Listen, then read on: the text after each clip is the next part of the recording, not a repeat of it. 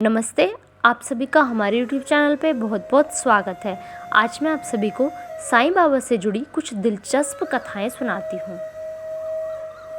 साईं बाबा के चमत्कारिक कहानियों के पीछे जीवन से जुड़ी कोई ना कोई शिक्षा या मर्म छिपा है। साईं बाबा सशरीर भले ही अब नहीं है, लेकिन सच्चे भक्तों को हमेशा ये एहसास होता है कि साईं बाबा उनके साथ है। उनकी जन्मतिथि के विषय में यह मान्यता है कि एक बार अपने एक भक्त के पूछे जाने पर उन्होंने अपनी जन्मतिथि 28 सितंबर 1836 बताई थी। इसलिए हर 28 सितंबर को उनका जन्मदिन मनाया जाता है। इस मौके पर उनके जीवन से जुड़ी कुछ दिलचस्प कहानियों पर नज़र डालते हैं। भोजन में सभी प्राणियों का हिस्सा। शिरडी के लोग शुरू में साईं बाबा को पागल समझते थे, लेकिन धीरे धीरे उनकी शक्ति और गुणों को जानने के बाद भक्तों की संख्या बढ़ती गई। साईं बाबा शिरडी के केवल 5 परिवारों से ही रोज दिन में 2 बार भिक्षा मांगते थे। वे टीन के बर्तन में तरल पदार्थ और कंधे पर टंगे हुए कपड़े की झोली में रोटी और ठोस पदार्थ इकट्ठा किया करते थे। सभी सामग्रियों को वे द्वारिका माई लाकर मिट्टी के बड़े बर्तन में मिलाकर रख देते थे। कुत्ते, बिल्लियाँ, चिड़िया निसंकोच आकर उस खाने का कुछ अंश खा लेते थे।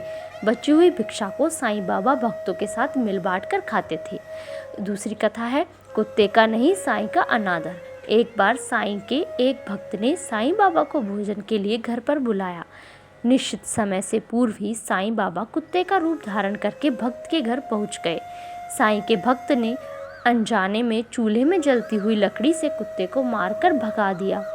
जब साईं बाबा नहीं आए तो उनका भक्त घर पर जा पहुंचा। साईं बाबा मुस्कुराए और कहा, मैं तो तुम्हारे घर भोजन के लिए आया था, लेकिन तुमने जलती हुई लकड़ी से मारकर मुझे भगा दिया।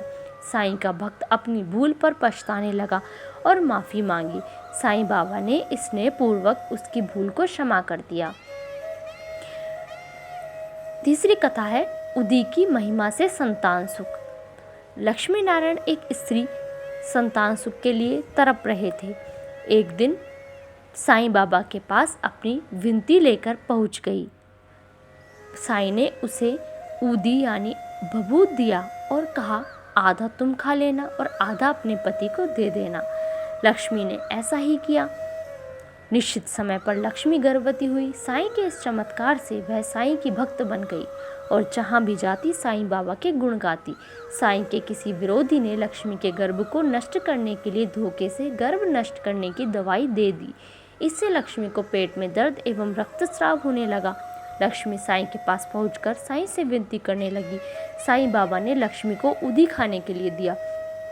उदी खाते ही लक्ष्मी का रक्तस्राव रुक गया और लक्ष्मी को सही समय पर संतान सुख प्राप्त हुआ। धन्यवाद। इस वीडियो में बस इतना ही। प्लीज़ आप मेरी वीडियोस को लाइक कीजिए, शेयर कीजिए और मेरे चैनल को सब्सक्राइब कीजिए।